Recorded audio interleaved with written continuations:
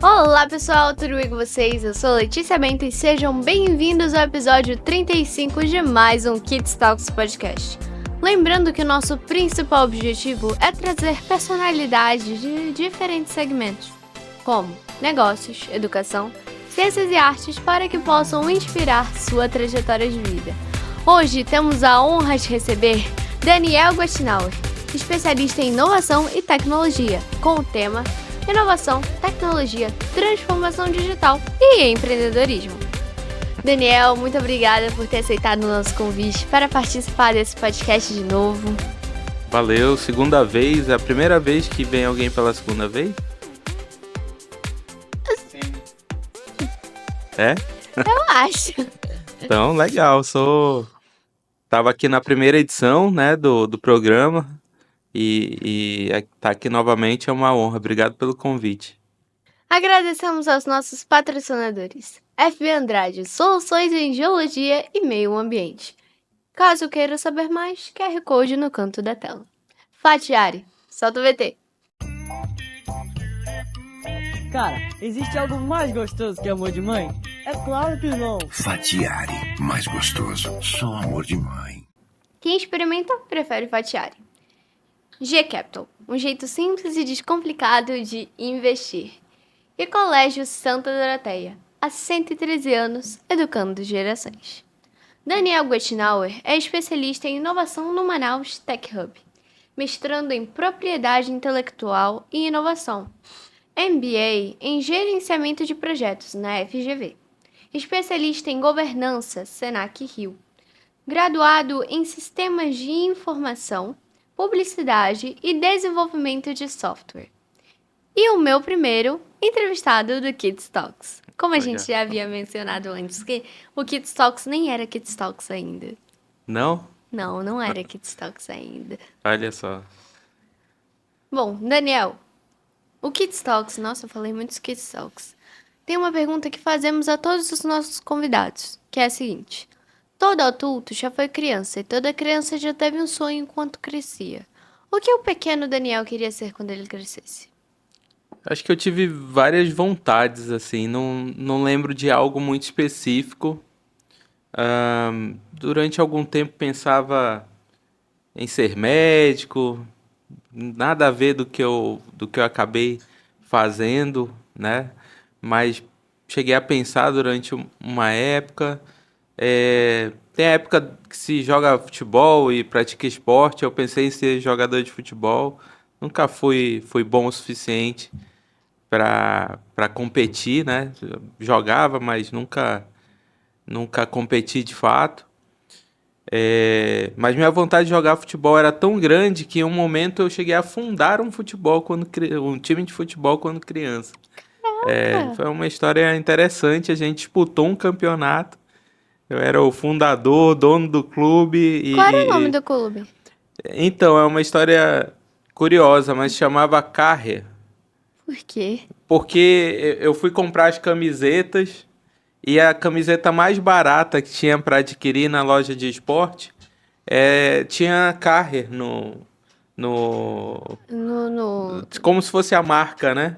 E aí não tinha um nome e a gente adotou esse nome. E aí a gente disputou por uma temporada o campeonato categoria Dente e Leite com esse time de futebol.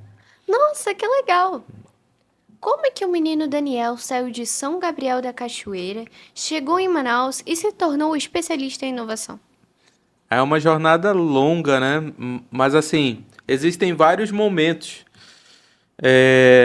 Num primeiro momento, eu saio de São Gabriel para estudar. Então, eu morava em São Gabriel, e aí as melhores possibilidades ali quanto a estudo, né, seriam em Manaus, na capital do estado. E aí eu saio ali na quarta série para vir estudar aqui em Manaus. E aí sempre voltei a São Gabriel, assim, nesse primeiro momento. Nunca me desconectei de fato. Então vinha, passava o semestre aqui, ia nas férias, no meio do ano, no final do ano. E isso foi de forma recorrente até o ensino médio ali. eu fiz muito esse movimento. Quais foram os principais desafios dessa jornada? Eu acho que o desafio de morar só primeiro, né? Então, num primeiro momento era muito criança, morei com tios, né? Na casa de parentes, mas teve uma fase que eu tive que morar sozinho mesmo. Meu Deus, com E quantos anos? isso, não sei exatamente, mas eu estava na sexta série. Na sexta série eu já morava só, Meu eu e Deus. uma prima. Eu estudava, eu morava no centro, aqui na Aparecida, um bairro próximo do centro, e eu estudava no Dom Bosco, então eu fazia esse trajeto caminhando, e minha prima estudava na Auxiliadora, fica também próximo, e aí nós íamos caminhando, era um desafio pra gente comum, era comum. Os nossos pais acabaram que meio que fazendo esse desafio, também são do interior, e para ter um estudo melhor, chegar até a universidade, também fizeram essa jornada. E para a gente parecia ser Normal. normal, né? Mas às vezes eu olho para trás, não é tão normal você Pensando bem. tá na sexta série, sétima série, morar só. Bom, antes de continuar as nossas perguntas, vamos apresentar o significado de algumas palavras para que o público possa entender o que Uhum. a gente vai falar em seguir. Então, o que seria o significado de hub? Bom, hub tem várias interpretações, tá? Para hub no sentido da inovação. Então, você pode ter um conjunto de empresas, um conjunto de negócios que podem estar agrupados, e aí pode ser um hub virtual, pode até ser um hub físico, onde essas empresas se reúnem. O conceito, às vezes utilizado em algumas definições, você vai encontrar o que seria o hub também como cluster. Então é um significado similar. Qual seria o significado de aceleradora? Acelerador é um termo mais recente e é usado normalmente para empresas que aceleram negócios, né? Como assim? E geralmente negócios digitais. Então, durante algum tempo se usou muito o termo incubadora. Então, incubadora, hoje existem as incubadoras têm a sua função e geralmente estão ligadas a instituições de ensino. Então, as faculdades, elas têm as incubadoras, fazendo com que as empresas juniores ou empresas nascentes usem ali o espaço para que elas deem o primeiro passo. A aceleradora surgiu com o intuito de dar uma acelerada mesmo nisso. Será que se eu pôr um incentivo financeiro e encurtar esse tempo, essa empresa consegue ir mais rápido? Mais rápido do que seria uma incubadora? Uma incubadora geralmente você entra em um programa de 2 a 5 anos. Em uma aceleradora você passa por um período de aceleração de 6 meses, um ano. No máximo ali 1 ano e meio, 18 meses. É o tempo que se passa em um programa de aceleração. Mas existem programas, inclusive os mais exitosos, são muito mais curtos, porque eles nasceram nos Estados Unidos usando o conceito das férias de verão. Então, geralmente, quando os alunos estão nas férias, eles vão para o que chama bootcamp, tentar criar negócios. E aí surgem as primeiras aceleradoras, os primeiros conceitos. E aí tem algumas empresas conhecidas nossas que passaram por esse processo. O que seria coworking? Cowork é um espaço, então ele nasce, por definição, como é que surge o termo? Uma pessoa que estava trabalhando remotamente viu que tinha espaço na sala que ele estava trabalhando e decide compartilhar aquele espaço da sala com outras pessoas autônomas. E aí esse trabalho compartilhado, né, com troca de informação, convivendo um pouquinho ali, traz esse primeiro conceito, surge exatamente assim, da forma que eu tô contando, muito experimental, isso expande, e hoje é um termo muito disseminado e uma prática comum em grandes cidades, ter coworks espalhados, né, como uma forma de você ir trabalhar tendo uma posição de trabalho, não necessariamente uma sala ou um espaço fixo. Existe esse modelo, mas a ideia é da mesa compartilhada, onde você vai chegar com a sua mochila, o seu computador, ligar ali, fazer o seu setup e passar o dia trabalhando naquele espaço. No dia seguinte, você vai estar em outro lugar, em outro espaço. Pode ser o mesmo cowork, mas não sentado necessariamente na mesma cadeira. Entendi. O que seria startups? Startups, e aí eu vou usar o termo nacional, tá? Empresas nascentes de base tecnológica. Esse é o termo dado para startups. E a definição de startups são empresas que conseguem ter em seu modelo de negócio o crescimento exponencial.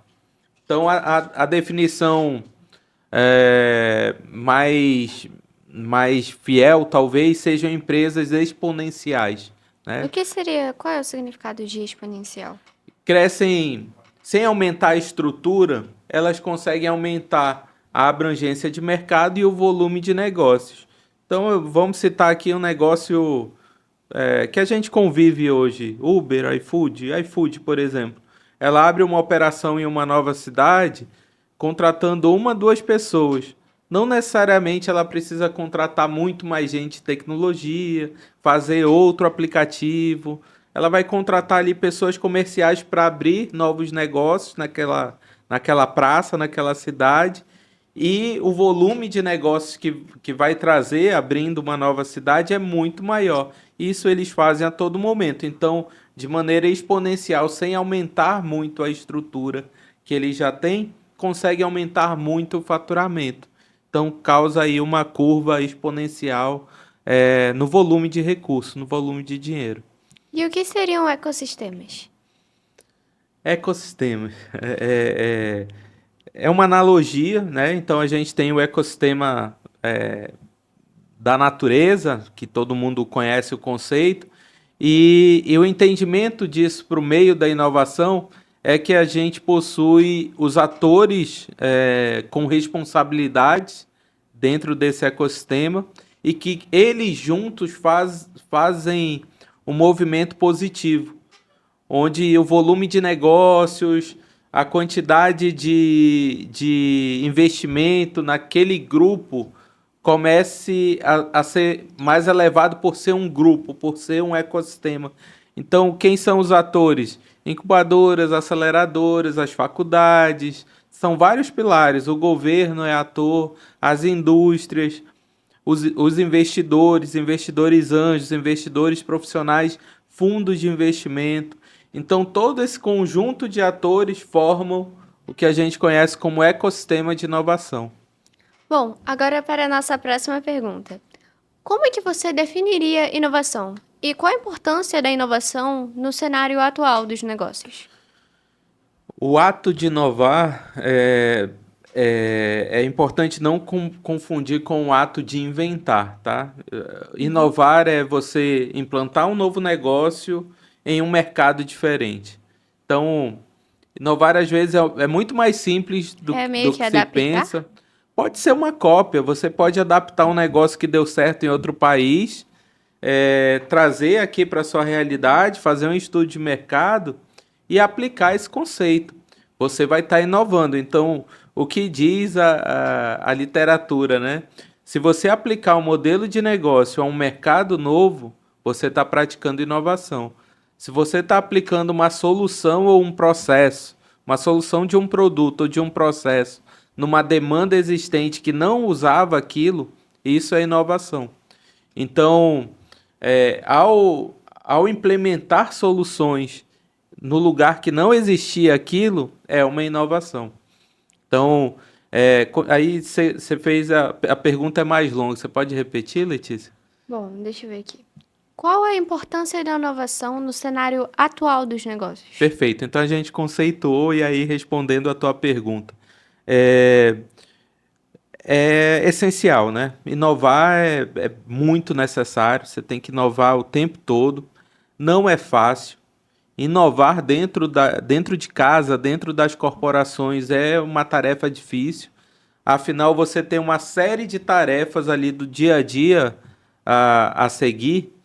e que às vezes impedem um novo olhar, uma nova aplicação, um movimento que tire da rotina. Então, às vezes você vai precisar trazer alguém de fora, você vai precisar ajuda de consultores ou de pessoas, ou fazer um trabalho muito grande com cultura da inovação aplicada ao negócio, incentivando, criando concurso de ideias, premiando as pessoas. E uma coisa que tem que acontecer também é que a corporação use aquilo, né? Porque a ideia, a sugestão, ela vai surgir, mas a pessoa que compartilhou aquilo, que deu a ideia, tem que perceber que aquilo está sendo útil. Senão esse movimento contínuo da inovação, ele para. Então é um exercício constante. Quais são as principais tendências em inovação e transformação digital que você observa agora no mercado brasileiro? As tuas perguntas estão muito complexas e muito amplas. Mas assim, são ciclos, tá? Seria seria difícil responder assim, essa é a tendência, é isso que vai acontecer. Porque acaba mudando, né? Acaba mudando. Tem um movimento, tem um evento que acontece nos Estados Unidos e tem uma palestra que todo mundo assiste, que É aquela do é... TED? Oi? É TED. Não, Não. não é o TED, não. É o SXSW. É um evento que acontece. E aí tem algumas palestras e tem alguns futuristas que falam de tendência, né? Nessas tendências eles falam sobre o que está prestes a acontecer, baseado no que está acontecendo. Mas assim, é uma ciência hoje, existem pessoas que estudam, né, que são os futuristas. É, mas isso acontece muito junto com o mercado e não é uniforme. Então, o que está acontecendo ali em São Paulo, por exemplo, um movimento muito forte ligado a fintechs, à modernização bancária, à utilização de criptomoedas, blockchain, não é uma realidade, por exemplo, aplicada no norte do Brasil, no Nordeste, que também vai acontecer. Mas ainda tem outros desafios, né?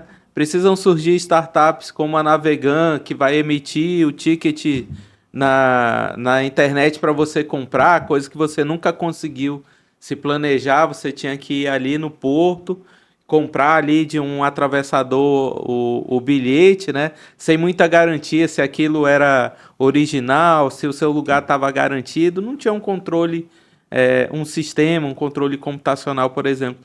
Então, para a Navegan, que está aplicando a essa realidade, é uma baita inovação, uma inovação gigante. Para a gente que vive essa realidade, de precisar do transporte fluvial, de precisar usar a logística, que é uma coisa que eles exploram, é uma inovação real e que é aplicada localmente.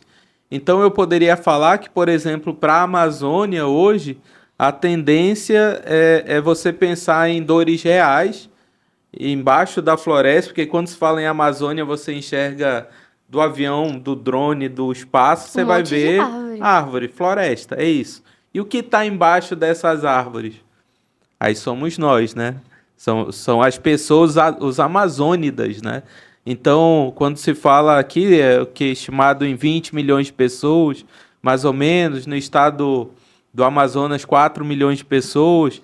Então, o que que essas pessoas precisam ali? Assim, é só para demonstrar que o que é tendência aí na transformação digital, ela é aplicada a várias realidades. Então não tem como responder de maneira uniforme, a realidade vai mudar sempre, sempre atrelada à condição financeira, ao momento econômico e social do país e aos recursos tecnológicos que naquele momento estão disponíveis. Bom, a Manaus Tech Hub tem como objetivo desenvolver e crescer as startups, certo? Certo. Então, como é que vocês conseguem botar isso na prática? Bom, existem programas, né? Então, os programas são desenhados para fazer isso nas suas diversas fases. Por exemplo, existe um programa que é de pré-aceleração. Então, a gente conceituou, né, o que seria aceleração. Então, um crescimento rápido, em um ano, uma empresa já constituída, e a pré-aceleração é uma fase ainda anterior. Eu tenho uma ideia, essa ideia tem potencial, eu posso trabalhar nessa ideia por algumas semanas. No caso do programa do Manaus Tech Hub, que é o Green Up Pre-Accelerator, ele demora 8 semanas. Ele leva 8 semanas para ser desenvolvido. E lá no final, você vai ter um produto melhor desenhado, capaz de acessar alguma linha de fomento, participar de competições de startups e coisas do tipo, em uma condição diferenciada. Então, e aí você tem programas de aceleração, pós-aceleração, que visa outro interesse, que é captação de investimento, né? Então, a startup tem várias fases. E tudo isso, Letícia, é para fugir de um negocinho que se chama Vale da Morte. Então, Que os isso? negócios, eles sempre tendem a passar pelo Vale da Morte, que esse nome é dado próximo ao Vale do Silício, né, ao Vale do Silício americano, tem um deserto. Esse deserto, de fato, é chamado Vale da Morte. Meu Deus. Não tem nada. Você vai ter ossos de animais e É tudo. meio que, tipo, quando as empresas perdem a clientela. Não exatamente. O Vale da Morte não significa isso, e eu vou tentar conceituar aqui. Ele tá junto quase que desde o início do negócio até ele de fato ter tração, escala e tá bem maior. No primeiro momento você tem uma empresa que vale muito pouco e com algum faturamento. E aí você começa a ficar acima do Vale da Morte. A tendência é que, ao crescer um pouquinho, você entre no Vale da Morte e atravesse esse deserto mesmo. Esse é o grande desafio, porque é quando você vai gastar mais recursos, você tem que investir em marketing, você tem que aparecer, o seu negócio como produto tem que evoluir, e tudo isso só te trazem incertezas. São hipóteses que podem dar certo ou errado, mas num grande universo de incerteza. Então, atravessar esse Vale da Morte construindo respostas, que podem ser negativas ou positivas, é atravessar o Vale da Morte. Muitas vezes você já captou investimento, tem faturamento, é gigante e ainda está no Vale da Morte. Ainda tem chance daquilo não virar, né? É uma conta que tem que fazer, e o exercício é esse: sair do Vale da Morte até chegar ao nível de ter uma atração e estar num estágio que a gente chama estágio de maturidade growth, né? De crescimento. Bom, além do Vale da Morte, quais são as maiores. Além do Vale da Morte, quais são as maiores dificuldades que as startups enfrentam na região amazônica? Olha, são vários, né? E assim, cada startup tem a sua dificuldade.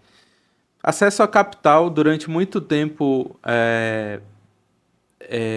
era uma dificuldade grande.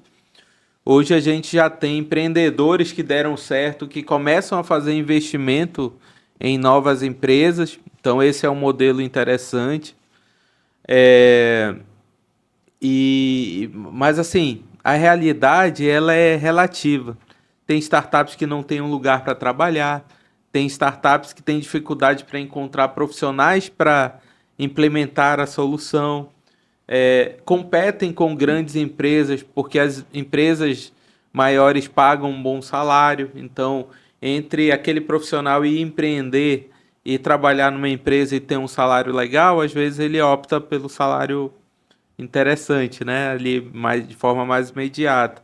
Então são vários, mas trabalhando há algum tempo, há 12 anos eu tenho trabalhado com inovação de forma mais próxima. E o que acontece? A gente, aí falando da realidade de Manaus, tá? Só para conceituar os teus telespectadores aí, falando da realidade de Manaus. Manaus é uma cidade industrial. Então, durante muito tempo, nós formamos engenheiros, profissionais de computação para atender essa indústria. E as primeiras startups que surgiram, a gente está falando de 2012, 13, 14, surgiram olhando esse cliente, né? Então, esse cliente é grande, pode pagar, tem muitos problemas, muitas dores, eu vou atender isso. E essas empresas começaram a atender as grandes corporações e esse era o nosso modelo. E observando esses últimos anos, a gente começa a unir duas coisas que tá ficando interessante. Esse conhecimento todo que a gente tem, tecnológico, essa condição criada, então nós temos muitos equipamentos, equipamentos são estruturas de infraestrutura, né? Coworks públicos, coworks privados, aceleradoras, incubadoras, a gente tem um ecossistema consolidado, muitos cursos de tecnologia, então Manaus forma muita gente boa, e a gente começou a olhar para o entorno porque a gente tem de insumo, e aí a gente está falando da natureza, né? Então, biotecnologia, o uso, a aplicação de tecnologia na comercialização de produtos da floresta, eu acho que essa é uma tendência nossa e é onde a gente vai avançar bem. Bom, agora aqui na sua bio, deixa eu ver aqui. Aqui consta que você é especialista em governança. Governança. Falei Legal. certo. Poderia explicar pra gente o que seria isso e como é que impactaria as iniciativas de startups? Muito boa pergunta. Essa formação eu fiz por acaso, mas hoje se fala muito em ESG, né? ESG é uma sigla que tá aí na moda, né? Muito sustentabilidade, mas tem o G. E esse G é de governança. Então, as empresas precisam atender sustentabilidade, né? Precisam atender a questão da governança também. E eu fiz a pós-graduação, uma especialização, né? E exatamente para entender como gerenciar processos dentro de uma empresa. Na época era uma formação que eu tinha interesse em fazer por ser complementar à disciplina de gerenciamento de projetos e traz um embasamento. Quando se fala em selos que chancelam, né, acreditam ali uma empresa como o ISO 9000, ISO 9001, 14000, você já viu as empresas que têm selos? Algumas usam esses selos para dizer, ó, eu tenho qualidade, eu tenho processo, eu sou reconhecido por isso. Então, tem instituições que dão esse selo e geralmente são atrelados a processo. Isso é governança. Então, isso traz garantia de que aquilo está sendo cumprido, né, por uma empresa, por um grupo de empresas. De uma forma geral, como as startups estão revolucionando o mercado? Perfeito. Elas revolucionam porque geralmente conseguem aplicar inovação. Sabe aquilo que eu falei que é difícil fazer inovação dentro de casa? As startups olhando de fora conseguem perceber muito rápido as dores e geralmente conseguem focar em dores muito específicas. Elas sabem que não precisam desenvolver um sistema gigante de logística para resolver um ponto que existe ali, uma lacuna que ninguém olhou. E aí ela vai e atua naquilo de forma muito especializada.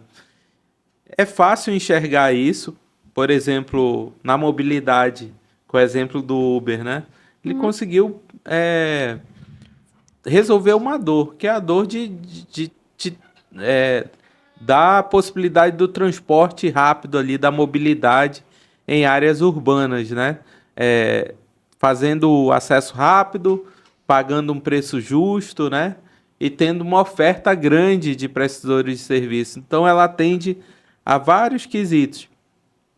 E existem vários casos, né? Como, por exemplo, as empresas de ticket que vendem ingresso, né? Então, ao invés de eu ir até a bilheteria, eu posso comprar na internet o bilhete, já evito o deslocamento, faço a transação comercial ali, está tudo pago. Por sua vez, o produtor do evento já consegue prever qual é o público, muitas vezes esgota ali, né? Uma vez eu fiz isso quando eu tava na época do Divertidamente 2. Eu comprei online pra eu poder assistir lá no Grande Circular, se eu não me engano. Perfeito.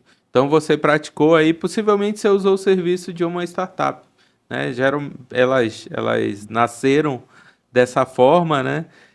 Para resolver as dores e conseguem comercializar como serviço, às vezes cobrando uma comissão. Então o investimento para a empresa nem é alto às vezes.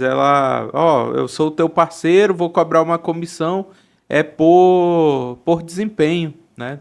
Então faz total sentido. Quais dicas você daria para aqueles empreendedores que estão começando ou buscando escalar a sua empresa ou startup?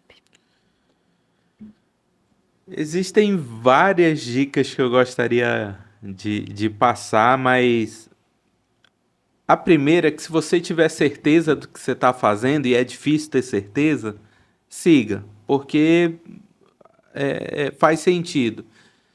Outra, mas também não se apegue ao mesmo tempo, não se apegue ao seu, se isso é um sonho, se essa é uma vontade, ele tem que ter validade. Você tem que estabelecer alguns pontos de controle. Para ver se não vai dar muito prejuízo. Não chega nem a dar prejuízo. Existe um termo usado nesse mercado que chama startup zumbi. É a startup que não anda, não consegue performar, ela não vai tracionar, não vai captar investimento, ela vai andar ali no Vale da Morte infinitamente. Meu Deus! É uma startup zumbi. E o empreendedor, às vezes, tem dificuldade de identificar que aquela startup está ali e não consegue dar o próximo passo significativo. Então, é melhor desligar aquele negócio e partir para uma nova iniciativa. Bom, falando em incerteza, que o senhor tinha falado antes, como é que você consegue lidar com isso e os riscos inerentes ao empreendedorismo? Eu acho que a incerteza faz parte do mercado de tecnologia e de inovação. Ele, inclusive, quando existem editais, Letícia, editais de fomento, editais que incentivam o empreendedorismo, a inovação, você geralmente tem que listar as incertezas, porque se não tiver incerteza, aquilo não está sendo muito inovador, né? Então, acho que as incertezas fazem parte, monitorá-las é necessário, mas a gente não tem muito controle, senão o nome não seriam incertezas, né? A gente teria respostas. Mas tem outra coisa que a gente consegue gerenciar um pouco melhor, que são os riscos. Então, os riscos precisam estar ali listados dentro de um projeto, dentro de uma ação e devidamente catalogados, né? Então, você tem riscos que têm alta probabilidade de acontecer ou baixa, né? Mas você cruza probabilidade com impacto. Vou te dar um exemplo. Então, vou construir um prédio. O prédio vai ser a sede da minha startup. Qual a probabilidade de cair um avião nesse prédio? Baixa. Baixíssima. Porém, se essa probabilidade acontece, qual é o impacto dentro do meu negócio? Vai ter mais como você falar com as pessoas. Não, vai explodir. Tipo, né? Acabou o negócio, né? Todo o investimento feito. Então, você cruza probabilidade versus impacto. E você monitora. Então, aí tem os riscos. É interessante, às vezes, cruzar os riscos com as incertezas, né? E aí você consegue gerenciar melhor o seu negócio. O que você prevê para o futuro da inovação e tecnologia no Brasil? Bom, o Brasil é um país gigante com muitas possibilidades e eu considero que seja um país muito diferente dos outros, é, com as suas várias realidades, né? Eu já tive a oportunidade de conhecer todos os estados brasileiros. Que legal. Muitos desses estados é um número legal. E muitos desses estados eu visitei os parques tecnológicos e centros de inovação. são realidades muito distintas e desafios diferentes. Acho que aplicar inovação e recursos aonde a oportunidade existe faz muito sentido, vai fazer muito bem para aquela região, para aquela micro-região, macro-região. Mas assim, nós temos um futuro muito bom, porque o brasileiro é muito criativo, o brasileiro é empreendedor. Às vezes eu desconfio que não contaram para os brasileiros quão bom eles são. Nos vendem que a gente não é tão bom. Mas não é isso que se tem na verdade, né? A gente tem... Existe um termo utilizado que é o termo unicórnio. Unicórnio é para classificar startups e negócios que passaram a valer mais que US$ 1 bilhão. Caramba! Então existe um conjunto de empresas que estão nesse seleto grupo de startups, e o Brasil tem 12 unicórnios, né? São empresas que valem mais de 1 bilhão de dólares. E uma brincadeira que a gente faz aqui no Amazonas, aqui em Manaus, é que existe o botocórnio. A gente ainda não tem um botocórnio aqui. Seria muito legal. Seria muito legal se criasse um botocórnio. Aí seria de tipo 1 trilhão. Não, calma. O botocórnio vai valer mais que 100 milhões de dólares. Ah, seria legal. Pra gente ter uma transição ali, vamos ter o primeiro botocórnio e a esperança de ter o nosso... Eu falei na brincadeira, tá? Eu falei na brincadeira. Claro, e ter o nosso unicórnio, né? É uma transição. A gente ainda não tem algumas startups aí nessa jornada, mas quem sabe em breve a gente tenha o nosso primeiro botocórnio amazônico, né? Que seria uma empresa de 100 milhões de dólares. Bom, quais são os seus planos futuros para a Manaus Tech Hub? O Manaus Tech Hub é um espaço bem consolidado, está prestes a completar 5 anos, né? Tem atuado aí nesse ecossistema de inovação com a missão de promover a inovação, de atuar junto a universidades, a jovens, a startups. Atualmente possui mais de 30 startups em seu portfólio e já executou diversos programas, né, de aceleração, de inovação aberta, alguns eventos, né? O Manaus Tech Hub tem essa característica de usar os eventos como ferramenta para a promoção do empreendedorismo e da inovação. E os desafios que se tem são inúmeros, Letícia. A gente não consegue atender a todos, né? Então, existem as teses, né? As chamadas que a gente tem, as teses de investimento que tem que estar alinhadas com os nossos clientes. Então, o Manaus Tech Hub tem um conjunto de clientes e ele trabalha para essas empresas, né? Fazer isso funcionar é um desafio, mas a gente fica tranquilo porque está fazendo a nossa parte, sabe que tem outros atores fazendo a sua parte também. Esse conjunto de ações fazem com que a nossa realidade parece que tem chance de mudar bem aí. Bom, sabemos que você tá com uma bebezinha linda. E como é que você passa tempo com ela, certo? Claro, Sim. muito. E como é que você consegue conciliar esse tempo com a família, com o tempo de trabalho, eventos, viagens e etc? Às vezes não consegue, né? Às vezes tem que abrir mão de alguns compromissos.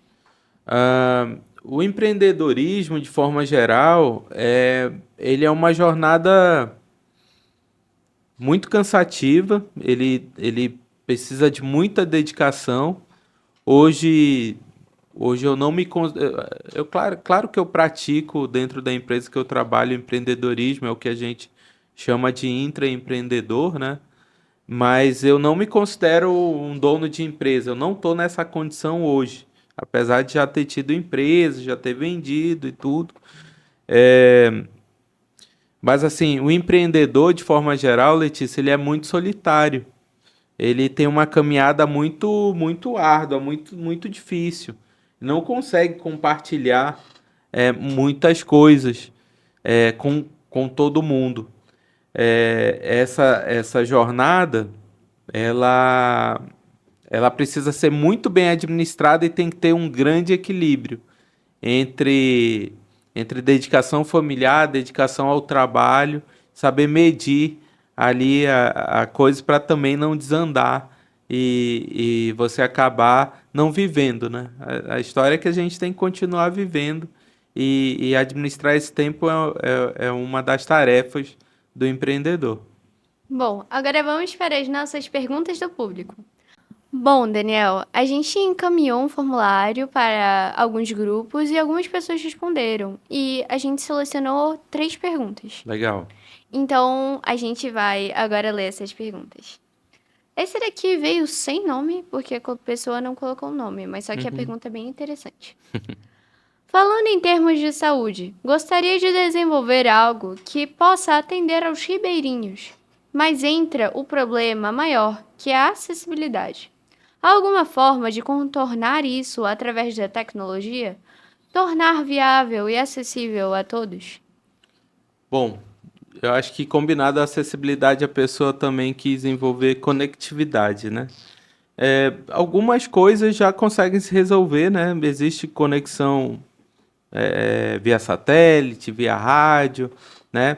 Acesso aos dispositivos também é uma condição que pode ser enfrentada, mas o que que eu diria para isso? É que às vezes a gente pensa muito no produto tecnológico e a inovação nem sempre precisa ser a inovação digital, né? Usando ferramentas digitais. Então, acho que formas criativas de fazer o uso de recursos também fazem parte, às vezes de maneira muito simples. Então, eu já vi, por exemplo, já consegui presenciar, eu sou do interior, e eu já vi um médico instruindo o enfermeiro a executar alguns procedimentos de enfermagem por rádio, rádio amador, rádio, né? E isso não impede a comunicação, tipo, você está a quilômetros, você não tem o telefone, você não tem o recurso, mas o rádio é esse canal de comunicação.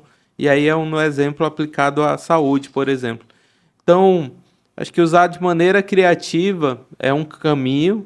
É claro que algumas coisas não vão conseguir ser feitas, e algumas coisas não precisam ser todo o tratamento, assim, também. Tipo, se eu conseguir criar mecanismos de identificar uma doença ou o início de um tratamento, já vai estar contribuindo, com a saúde daquelas pessoas.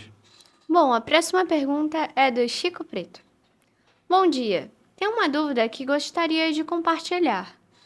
Como vocês avaliam o ecossistema e o ambiente voltado para a formação de jovens com habilidades como tráfego pago, gestão de mídias sociais, copyright, programação e outras habilidades relacionadas à tecnologia e inovação? Legal. De maneira geral, existem programas, tá, para esse tipo de formação. Às vezes até por desinformação ou a informação não está chegando a todos, existem cursos que a demanda não é preenchida ali, o que é ruim de certa forma. Os cursos citados mandar até um abraço aí, ex-vereador, ex-deputado, Chico Preto, muito atuante, criando leis, legislações, e esse deve ser o interesse dele de perguntar, porque isso deriva, ele como um legislador, criar esse tipo de legislação, né? Mas os cursos que ele cita aí são formações muito mais novas, modernas, né? E que realmente a gente precisa reciclar. Então não posso continuar formando pessoas para o uso simplesmente do computador e da internet. Eu tenho que complementar dando formações atuais ali, com ferramentas que são usadas nos tempos atuais. Bom, agora a terceira pergunta feita por Fabiola Bento. O que te motivou a sair de um emprego estável, concursado, e alçar novos voos na iniciativa privada? Legal, ela deve estar se referindo que eu já fui um funcionário público, né? E fui empreender. Alguns motivos, mas eu acho que o perfil empreendedor, ele tem um espaço, sim, no governo. Atualmente, essa abertura existe até mais natural, mas existem burocracias que te impedem, às vezes, de andar tão rápido quanto o empreendedor tem vontade. Então, acho que essa foi a minha vontade de fazer isso acontecer com uma velocidade maior. O que me motivou foi ter criado um negócio digital na época que deu muito certo e que atendia as minhas expectativas financeiras, né? Me davam segurança suficiente para que eu saísse do serviço público, né? Era concursado e fosse empreender, né?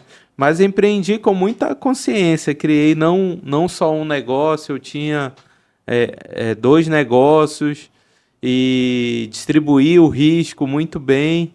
E aí tinha que empreender para dar uma velocidade maior. Essa é a explicação.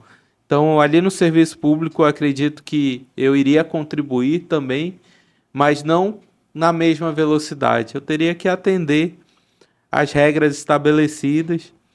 E aí, como empreendedor muito inquieto, eu não consegui ficar ali. E aí resolvi empreender no mercado. Como você vê o cenário de inovação na região amazônica nos próximos 15 anos? Acho que é um cenário promissor. A gente tem que vencer muitas barreiras, tá? Quando se fala de organizações internacionais, de governo, eu acho que eles continuam nos olhando ali como as árvores, né? As copas das árvores, e esquecem um pouquinho das pessoas. A nossa realidade não é a mesma das outras regiões, então não posso pegar o IDH, Índice de Desenvolvimento Humano, que é medido em todo canto e considerar os mesmos parâmetros para a realidade amazônica. Acredito que o ribeirinho ali não é uma pessoa que passa fome, por exemplo, e muitas vezes quando você vai ler os indicadores, parece que ele é uma pessoa que está passando fome. Mas na verdade é porque ele não, o índice ele está baixo por conta do acesso prejudicado a alguns serviços. Por vários motivos esse serviço não chega. Logística, dificuldade de acesso, né? Outra, é um conjunto. E eu acho que essa realidade deve ser aplicada aos índices, né? Então, resolver essas dificuldades é a nossa jornada aí para os próximos anos, para os próximos 15 anos. Eu acho que a gente está vivendo uma mudança.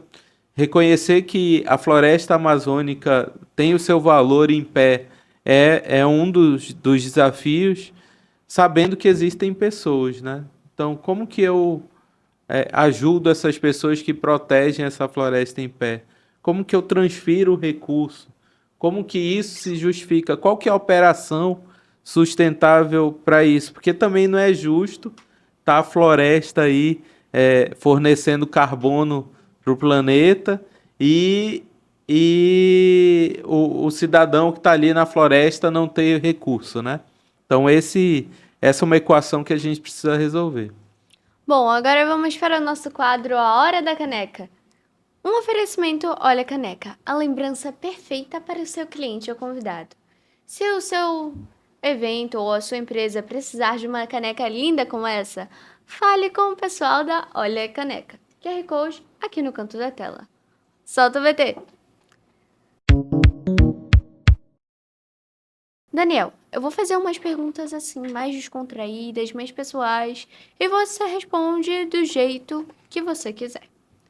Quais são os seus hobbies favoritos e o que você gosta de fazer para relaxar? Não sei, eu acho que hoje eu não tenho um hobby não, sabia? Eu leio um pouco, Só um pouco? um pouco. eu estudo um pouco sobre o mercado de criptoativos, criptomoedas. Esse é o meu hobby, assim. É, eu tenho alguns desafios que são pessoais. Um deles, inclusive, está muito perto de ser concluído, que é conhecer os 15 maiores rios do Brasil.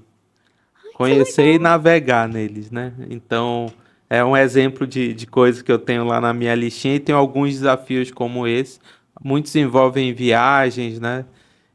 Mas é o tipo de coisa que eu consumo um tempo. E eu vou ler sobre tudo até, de fato, definir aquilo como um objetivo pessoal.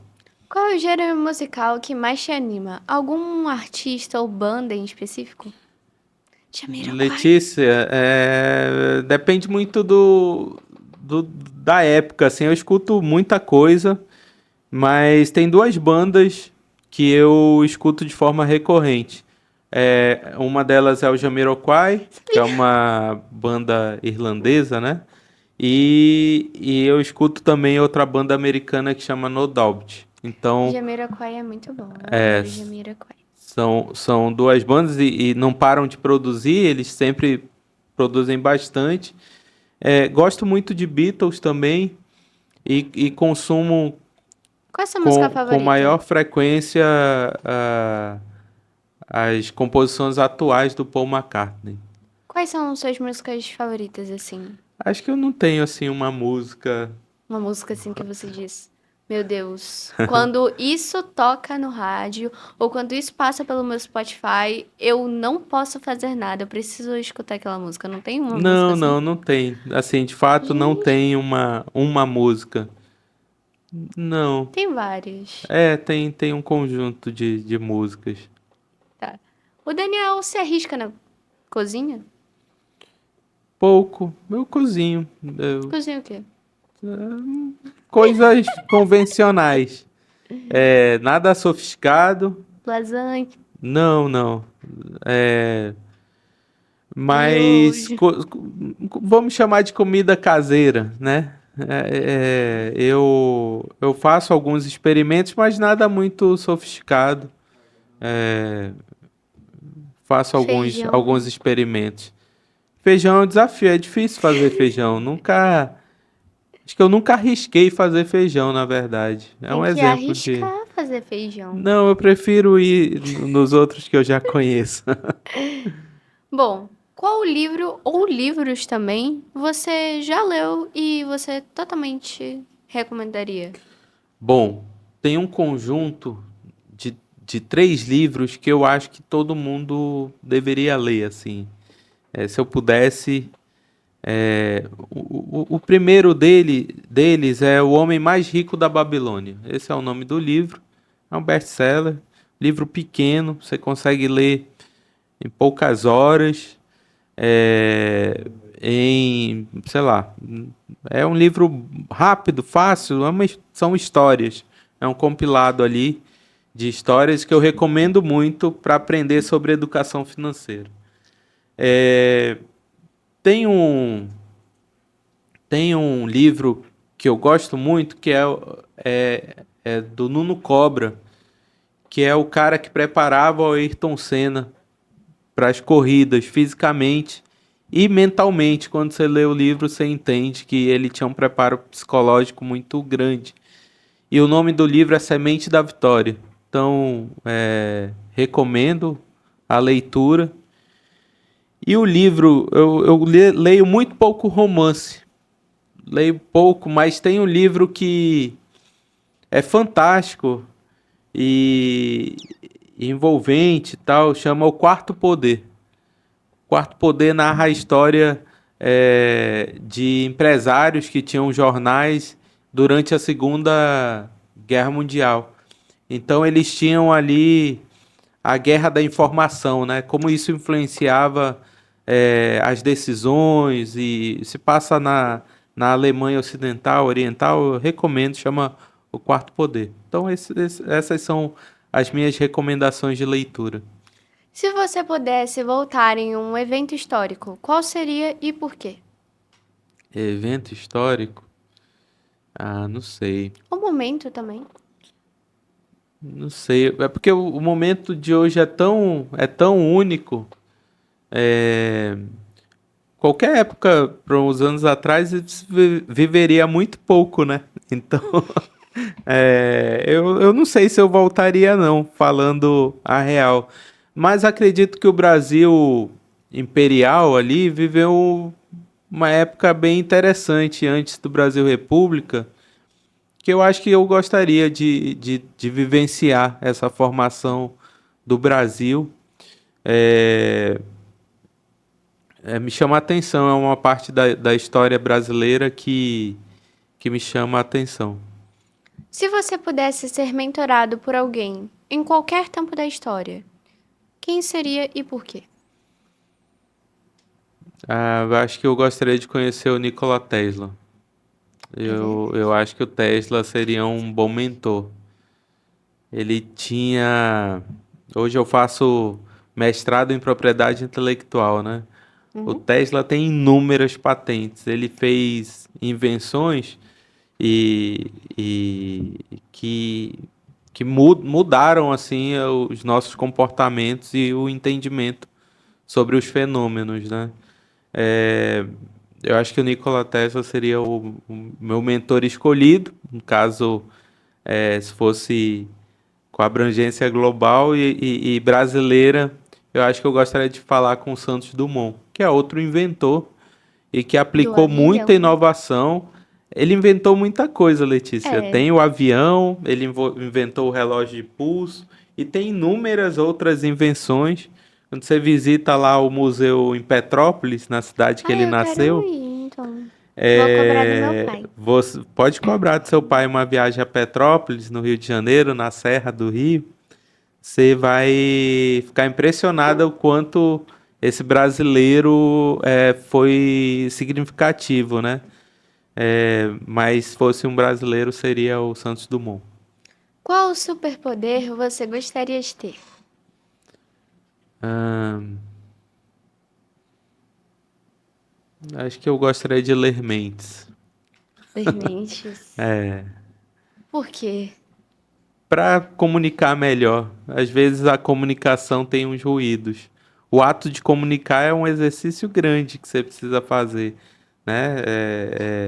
Falar, entender que a pessoa compreendeu, ter o feedback, né? Esse modelo de comunicação que a gente conhece, ele é difícil.